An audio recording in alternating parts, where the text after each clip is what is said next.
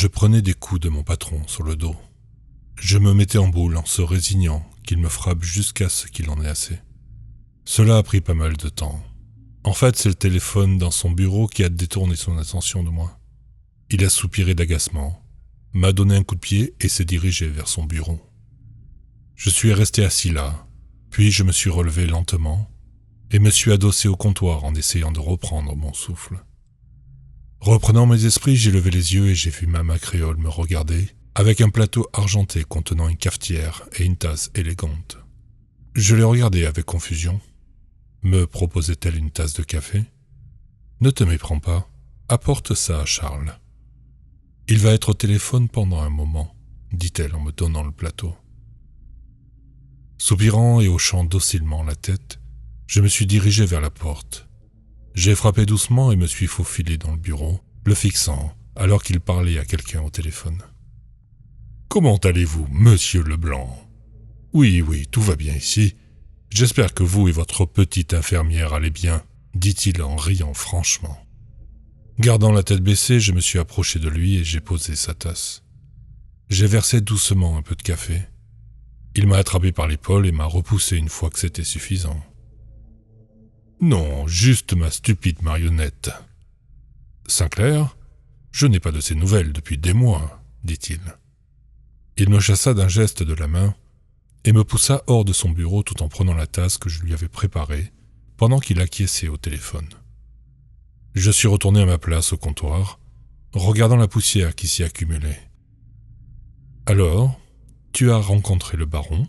me demanda la mère de Créole, alors qu'elle était assise dans une chaise à bascule en confectionnant une poupée vaudou. Elle cousait la petite poupée sans même regarder. Elle me fixait juste pendant qu'elle le faisait. Sans rien dire, j'acquiesçai en hochant la tête. Elle hocha la tête à son tour et soupira enfin en regardant sa poupée. Quand Charles est mort, j'ai agi par colère et pur chagrin. J'ai accepté de lui fournir autant de corps qu'il voulait en échange de la vie éternelle pour mon fils, dit-elle en fermant les yeux. Il m'a dit comment l'arrêter, marmonnai-je doucement, gardant ma voix basse pour le cacher à Créole. Elle me regarda à nouveau avec ce sourire que toutes les mères ont, celui où elles sont fières de leur enfant. Elle rit doucement et posa la poupée sur mon comptoir. L'enterrer, je sais. C'est ainsi que le baron Samedi nous emmène dans l'au-delà. Parce que Créole est un mort-vivant et n'a jamais été enterré, j'ai pu remettre son âme dans son corps. Tant qu'il ne sera sous terre, il ne peut mourir, m'expliqua-t-elle. Elle regarda la petite poupée qu'elle avait fabriquée en un temps étonnamment court. Ce serait aussi la façon de me remettre au repos. Je regardais la femme que j'avais accidentellement ramenée à la vie. Elle me donnait des informations sur la façon de la vaincre, elle et son fils. Mais pourquoi ? Après tout, c'est sa mère. Elle semblait lire mes pensées et se leva pour s'approcher de moi, me prenant doucement par les épaules. Je frissonnais en m'attendant à recevoir un coup, mais elle m'enlaça plutôt. Voir ce que Charles fait de sa seconde vie a vraiment ouvert les yeux sur mes propres erreurs, dit-elle. « Est-ce que vous m'aiderez ?» lui murmurai-je, en regardant humblement le sol, m'attendant à être frappé rien que pour avoir demandé de l'aide. Mais elle releva mon menton pour pouvoir me regarder. Ses yeux maternels me fixaient comme si j'étais un petit chiot perdu et maltraité. Notre petite conversation fut interrompue par Créole qui claqua la porte pour attirer notre attention. Nous nous tournâmes tous les deux vers lui et le dévisageâmes alors qu'il observait la scène étonné. Il s'approcha en tapotant le sol de son bâton. « Maman, que fais-tu avec ma marionnette ?» demanda-t-il, se dirigeant vers moi tout en tapant son bâton sur le sol, ce qui me fit me redresser raide comme un piquet. Je m'approchai de lui et le fixai avec terreur, alors qu'il levait son bâton pour m'intimider. Heureusement, il fut interrompu par l'ouverture de la porte d'entrée. Une petite fille entra en courant et lui sauta dans les bras. « Monsieur King Créole !» s'exclama Olivia en l'entraignant. Son ton changea instantanément lorsqu'il se tourna vers elle avec un large sourire, la soulevant et la regardant avec tendresse. « Olivia, eh bien, quelle surprise de te voir ici !» murmura-t-il en la posant sur le comptoir. Je la regardai, puis me tournai vers la porte pour voir Alexandra qui se tenait là. Trop honteuse pour me regarder, elle entra dans le magasin. Elle regarda Mama Créole et baissa la tête en signe de respect envers la dame âgée. Olivia regarda avec ses yeux innocents. Elle pointa alors du doigt vers la porte où se trouvait Alexandra. Celle-ci s'écarta et laissa apparaître Sophie qui se traînait dans le magasin, fixant Créole. Elle avait l'air très mal en point. Sa partie humaine pourrissait, et sa partie poupée laissait échapper de la bourre. « Toi !» dit-elle, bondissant avec assez de vitesse et de vélocité pour plaquer Créole au sol. Créole riposta et sa mère se précipita rapidement derrière le comptoir pour l'aider. Je restai là, ébahi, et sans bruit je vis qu'Alexandra s'était précipitée et avait coupé les fils qui me retenaient. « Vite, nous n'avons pas beaucoup de temps !» dit-elle rapidement, me saisissant par la cravate et nous précipitant hors du magasin. Olivia nous suivit en s'excusant auprès des créoles pendant que nous courions. Je regardais en arrière le magasin qui disparaissait de vue. Je regardais ensuite Alexandra, en contenant la bile qui montait dans ma gorge. « Pourquoi m'aides-tu » lui demandai-je. Elle me regarda, puis ralentit et laissa Olivia nous rejoindre. La petite fille poussa un cri de surprise et grimpa dans les bras de sa mère, épuisée. Ses petites jambes ne pouvaient la porter bien loin. C'était la seule chose à faire. Je ne pouvais pas te laisser souffrir comme Marie l'a fait toutes ces années. Et si nous te libérons de la malédiction de Créole, peut-être pourras-tu retrouver une vie normale, m'expliqua-t-elle en me montrant le cimetière au loin. Je regardai dans cette direction, puis regardai de nouveau vers le magasin. Les paroles de Créole résonnaient dans ma tête. Je n'avais plus personne. J'avais tué mes parents. J'avais été assassiné et ramené à la vie pour une seule raison. Être le jouet du vaudou King Créole. Je ne sais pas, Alexandra, je suis dangereux. Je tue sans me rendre compte, dis-je. Elle prit ma main et me guida tout en portant Olivia dans son autre bras. Nous arrivâmes aux portes du cimetière et les franchîmes. Regardant autour de nous les tombes envahies par la végétation, nous cherchions le baron. Olivia, qui était maintenant descendue des bras de sa mère, tira sur le bas de mon pantalon. Je baissai les yeux vers elle et me mis à sa hauteur. Elle me tendit Tempi. La petite poupée vaudou attrapa mon visage, s'accrochant à moi alors que je m'éloignais. Elle refusa de lâcher prise. Je lui fis un doux sourire fatigué en la détachant et en la tenant dans mes mains. « Toi aussi, tu m'as manqué » murmurai-je en riant. « Olivia, passe-moi le sac, ma chérie » demanda Alexandra. Olivia acquiesça joyeusement et courut jusqu'aux portes pour attraper le sac. Elle le remit à sa mère, qui lui sourit et la gratifia d'une tape sur la tête pour ses efforts. En fouillant dans le sac, Alexandra prit une bouteille de rhum. Instantanément, une main se tendit et saisit la bouteille. Le baron apparut de la tombe sous ses pieds. Il l'attrapa et se hissa hors du sol. Tapotant la terre sur lui, il regarda amoureusement la bouteille avant de tourner les yeux vers moi. « Tu ressembles à l'autre tordu », dit-il en riant, plaçant le goulot de la bouteille entre ses dents. Il cracha le bouchon et avala le rhum comme s'il s'agissait d'eau. Lâchant un gémissement de satisfaction, il frappa sa poitrine de sa main. Je regardai le sol pour éviter son regard plein de jugement. « Nous avons besoin de ton aide, baron Samedi, » dit Alexandra, ce qui fit lever un sourcil interrogateur à cet homme grand et mince, alors qu'il prenait une longue gorgée de rhum. Il la regarda avec un regard intéressé. « Tu es avec lui ?» demanda-t-il en me désignant du doigt. Elle répondit par un signe de tête. Il acquiesça, comprenant que nous étions tous contre Créole. Il prit une autre gorgée et regarda vers la porte, pointant son doigt vers celle-ci, en riant. « Il est juste là dehors. Quoi que vous ayez prévu de faire, faites-le rapidement, » dit-il avec un petit rire, puis il retourna dans sa tombe avec sa bouteille de rhum. La porte s'ouvrit en grand, alors que Créole et sa mère pénétraient dans le cimetière. Dans la main de Créole se trouvait ce qui restait de Sophie. Son corps était méconnaissable, et il nous le lança. ce qui fit courir Olivia qui se cacha derrière sa mère. « Oh oh oh, je vous tiens tous !» ricana-t-il, marchant vers nous en piétinant le cadavre de Sophie. Sa mère resta près de l'entrée de la porte, regardant autour du cimetière où elle avait été enterrée. « Travis, mon garçon, tu veux me prouver que tu es un bon garçon, n'est-ce pas ?» Je le regardais intensément. Il avait raison. Je voulais simplement lui montrer que j'étais bon et que je ne voulais plus être puni. Comment pourrais-je prouver que j'étais un bon garçon? Peut-être si je tuais Alexandra? Elle avait été un tel problème pour lui depuis qu'il lui avait donné une seconde chance d'être une mère. Commençai-je, mais quelque chose me retint dans cette chaîne de pensée. Je regardais Tempi qui tirait sur mes doigts. Je le regardais et il secoua vigoureusement la tête.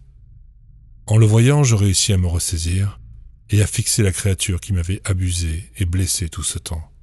La créature qui m'avait poussé à tuer mes propres parents et à l'aider à assassiner beaucoup d'autres. « Va te faire voir, Charles, » dis-je avec colère. Il inclina la tête, comme si je venais de parler une autre langue. Il mit sa main à son oreille et la pencha vers moi. « Ai-je bien entendu ? Je suppose que je vais devoir te remettre les idées en place, » dit-il s'approchant de moi, mais sa mère le retint par l'épaule. Il la regarda, confus. « Charles, laisse-le. Tu peux toujours te créer un autre pantin, » lui fit-elle remarquer. Il la regarda comme si elle venait de le poignarder. Il repoussa sa main et la regarda avec incrédulité. « Quoi ?» demanda-t-il, la fixant et serrant les dents jaunes. « Tu crois que je vais simplement le laisser partir ? Avec tout ce qu'il m'a fait ?» hurla-t-il, la bouche grande ouverte, faisant craquer bon nombre de ses coutures. Sa mère essaya de le calmer, mais il la repoussa. « Charles, je t'ai toujours appris à ne jamais être égoïste. Laisse-le partir, ce pauvre garçon a assez souffert, » supplia-t-elle en repoussant son fils et pointant un doigt accusateur vers lui. Le roi vaudou me regarda, puis sa mère. « Tu m'as ramené à la vie et tu m'as maintenu en vie. Ça, c'est un comportement égoïste. Tu n'as pas le droit de me dire ça. Il m'appartient, pour toujours, dit-il. Il attrapa sa canne et s'approcha de moi. J'ai reculé, et à présent une pierre tombale se trouvait entre lui et moi. Il s'approcha et posa le pied sur la tombe, et je lui souris. « Fais attention où tu mets tes pieds, Charles, » dis-je en pointant la tombe, alors qu'il s'approchait de moi. Il s'arrêta et eut le temps de lire l'inscription sur la pierre tombale avant de me regarder avec colère. C'était la tombe de sa mère, celle dont elle s'était elle-même extraite. Il n'eut pas beaucoup de temps pour réagir car la terre céda et il tomba dans la tombe. Il essayait de se hisser hors de là, mais quelque chose semblait le tirer vers le bas. Il regarda avec stupeur ce qu'il voyait. Baron Samedi se trouvait là, lui souriant. « Le temps est écoulé, mon cher Charlie. Il semblerait que je puisse enfin t'entraîner avec moi, » déclara-t-il, disparaissant dans la tombe tandis que Créole enfonçait ses doigts dans la terre pour essayer de se relever. Il regarda frénétiquement autour de lui à la recherche de sa mère, mais quand leurs regards se croisèrent, elle détourna simplement les yeux, laissant Créole à la merci de plusieurs mains squelettiques qui se dressaient de la tombe pour l'entraîner vers le bas. « Tu crois que c'est fini, Travis, juste parce que je vais disparaître? Ça ne changera rien, tu m'entends? Tu ne t'en tireras pas impunément pour ce que tu as fait, » dit-il, s'enfonçant inéluctablement. « Je te retrouverai en enfer, » dis-je, le regardant alors qu'il était entraîné plus profondément dans la tombe. Il me laissa avec un dernier sourire, alors que la terre le consumait et que la dernière chose qui restait de Charles Sumner, alias King Créole, était son chapeau haut de forme une fois qu'il fut entraîné sous la terre. Je regardai la tombe, attendant apparemment qu'il ressurgisse, mais il ne le fit pas. 95 années effacées, comme ça, intervint Mama Créole, attirant mon attention alors qu'elle se dirigeait vers sa propre tombe. Elle se tenait à une bonne distance pour ne pas être immédiatement entraînée sous terre également. Il a raison. J'ai été égoïste en le ramenant et en le rendant immortel. Mais je ne connais aucune mère qui ne ferait pas cela pour son enfant, dit-elle en regardant Alexandra qui tenait Olivia dans ses bras. « Est-ce qu'il est vraiment parti ?» lui demandai-je. Elle leva les yeux vers moi sans me donner de réponse. Juste un simple sourire, alors qu'elle s'approchait de la tombe qu'elle occupait. Son corps semblait se décomposer alors qu'elle était aspirée délicatement dans sa tombe. Fermant les yeux et acceptant son destin, c'était fini. Je regardais Alexandra et Olivia qui me regardaient avec une certaine crainte. Mais lorsque je m'approchai d'elles, elles me serrèrent dans leurs bras pendant que je pleurais à chaudes larmes. Tempi s'accrocha à ma main pour me réconforter également. Avec mes parents morts et aucune famille proche pour m'accueillir, je n'avais plus qu'elle. Malgré mes espoirs et mes prières, mon corps ne redevint pas normal. Je ne retrouvais pas mes yeux. J'étais maudit à rester une marionnette vaudou. Je passais beaucoup de temps dans ma nouvelle chambre qu'Alexandra m'avait donnée. C'était initialement une chambre d'amis, mais elle me l'avait laissée pour en faire ce que je voulais. J'y ai apporté toutes mes affaires de la chambre de chez mes parents. Mais Olivia était heureuse d'avoir un grand frère maintenant. La nuit, quand ils dorment, je reste éveillé, regardant par la fenêtre, m'apprêtant à le voir, là, et m'attendant à ce qu'il ait trouvé un moyen de se frayer un chemin depuis l'enfer et de m'entraîner avec lui. Mais rien de tout ça n'est arrivé. Et d'une certaine manière, je me suis senti abandonné, comme si j'avais été utilisé et rejeté une fois que l'on m'avait jugé inutile. Il était difficile de s'adapter à la vie avec Alexandra et Olivia. Alexandra n'était pas une mère pour moi, et je n'étais pas son fils. C'était comme si elle avait recueilli un chiot maltraité et essayé de faire comme si rien ne s'était passé du tout. Je mangeais avec elle, regardais la télévision avec elle, et même sortais faire les courses avec elle quelquefois.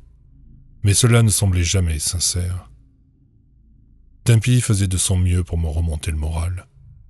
Mais une petite poupée vaudou ne peut pas faire grand-chose. Chaque jour s'éternisait. Alexandra essaya de me convaincre de consulter un thérapeute. Mais quel thérapeute me regarderait et pourrait m'aider? Et je parie que vous vous demandez ce qu'il en est de mes pertes de conscience et de mes tendances meurtrières. Elles n'ont pas disparu. Je ne l'ai pas remarqué auparavant, mais des gens meurent dans notre quartier. Et plus d'un de mes vêtements a dû être jeté, plein de sang. Alexandra le sait, bien sûr qu'elle le sait. Elle m'a surpris en train de grimper par ma fenêtre avec du sang partout. L'autre jour, j'ai trouvé une brochure dans sa boîte aux lettres. Elle disait « Prochainement, la grande réouverture du magasin vaudou à moitié prix. » J'espère qu'ils embauchent. J'ai de l'expérience après tout.